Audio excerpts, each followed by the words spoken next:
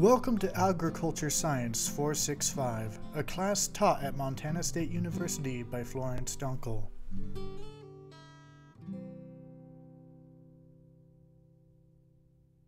Last night or early this morning, Bob Madsen died. So I think that we should dedicate the symposium to him, to his life and work. Kind of built the science department there at Chief College. Oh, he's been in Sonambole. He spent a lot of time with us, of course, in Mali. So you lost. Yeah. I'll take one and pass it around. Well, this is the basic program next week. I wanted to take a few minutes just to talk about, this is our last time together in this room. But what I wanted to talk about in these few moments was how you're going to use what has happened to you. I think that some of you figured out what you might be doing with it.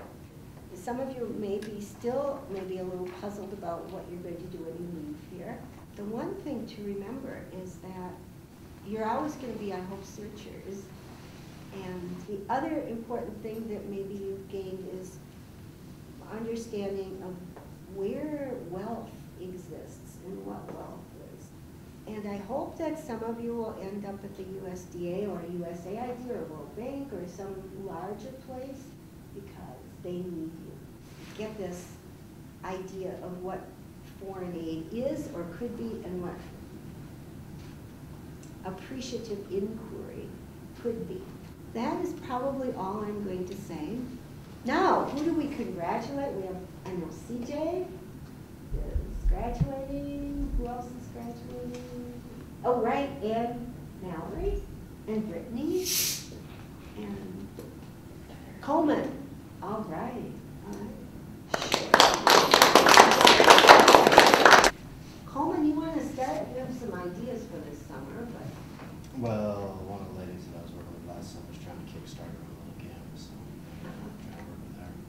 So. And we'll see. CJ. Working with two NGOs in the Alice Mountains of Morocco this summer, making films, dealing mainly with midwife education and women's literacy in rural regions, namely with Berber communities. And then I'll be back here working for the Montana Agriculture Extension in Sweetgrass County, doing communications and 4-H kids film workshops. If things come through, I'll be studying in Central Asia starting in August with the Boren Award with the State Department. Brittany. I'm waiting to hear back on my internship at the UN. Okay, and Mallory is heading back to Massachusetts. Yeah, heading back east. I got my first real job with University of Massachusetts Extension with the crop dairy livestock team doing agricultural research just as a technical assistant. So I'll be starting that.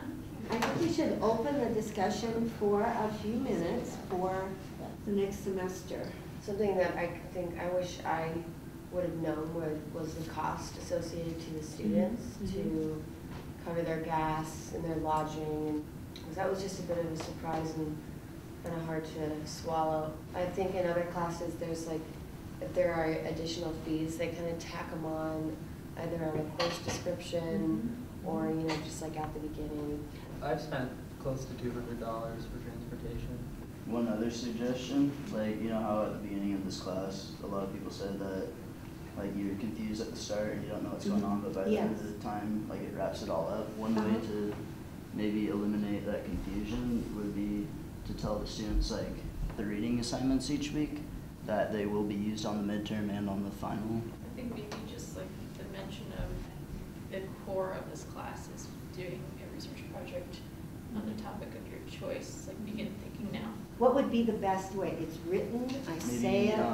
Have it in class workshop like in the third week where we start going over it and like talking about our projects. Mention it like every class period for a while. For the first like 3 or 4 weeks, write it up on the board or something just so it's like, remember this. This like students who work need 2 weeks notice to let their employers know that they're going to be gone.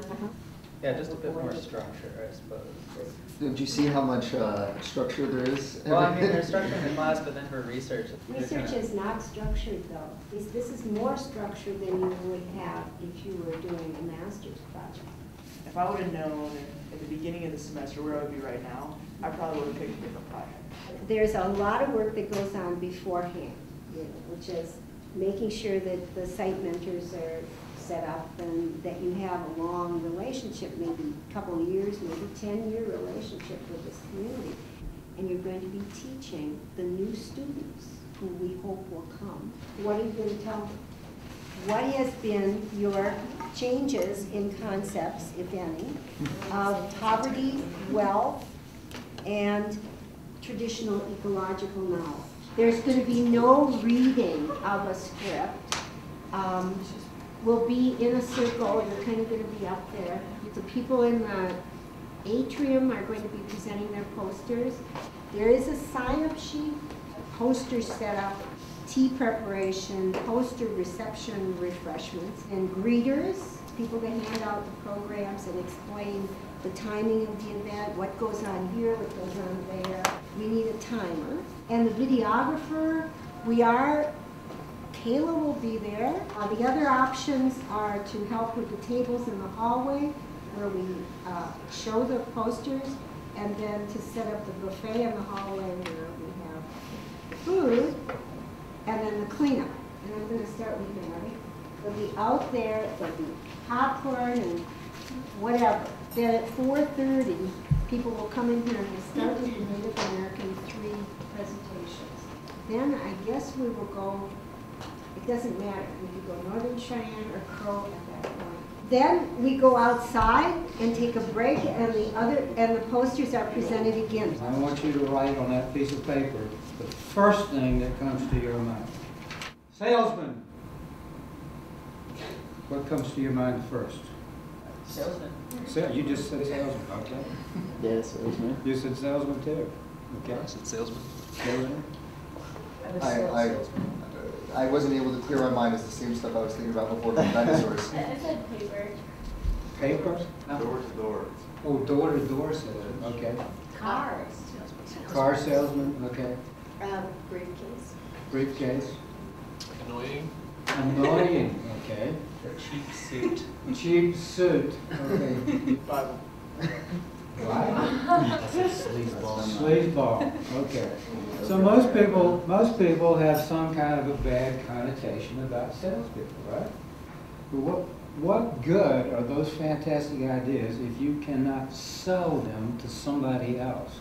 And my point is, nothing happens until a salesman sells. You are going to have to become salespeople the rest of your lives, whether you like it or not. And one of the ways you can do that is with a good PowerPoint presentation. How many people have ever seen a really bad PowerPoint presentation? I see it every day. And what's bad about it? Everything. Everything. And what's wrong with this slide? So it's not visually interesting. There's too much Not text. visually interesting. It overwhelms you, black and white. Why don't you do this? And this is what we call bullets, and everybody knows that. One of the first things you do is you don't read slides. I kept hearing about this guy that worked with me at the time. He kept telling me what a great instructor he was. I finally went to one of his classes, and he would stand there and he would read word for word. At the time of Jack the Ripper, Hard Time for London, there lived in that city a mouth. And not only that, but he turned his back to the audience. He came in my office after I had seen him do this, and he said, "Bob, I've got some people that relatives that live in Dallas." He says, "Is there any way you can get me to Dallas?" He was in Dallas in 2 weeks. I did not want anybody working for me who read their slides. Enough said? So that's one part of what I'm trying to say. I wouldn't have to do anything but that one picture. I could talk about how you teach your kid to ride a bike. And one last point I'm going to make. If you want to get a D, don't do any work. If you want to get a C, work on at least knowing you don't know it. If you want to get a B, do a little homework for a change. And then, of course, you guys that get A's, practice a lot. Now, my whole point is simply this, folks. Nobody in this room will admit that nobody in this room is an expert in PowerPoint. And we had a young man who knew everything about everything. And he kept saying over and over again, I can't get people to listen to my presentations. He was saying that if he gave handouts, people would read the handouts. If he didn't give handouts, they would read the slides. Now, what do you do with handouts? What you give handouts for with bullets on so they can make notes while they're listening to you to figure out what they should write down. When you're looking at the slides you're making, there's a place down here called notes. That's what you write for yourself. So you've got them up here if you need them to remember what that bullet should be, what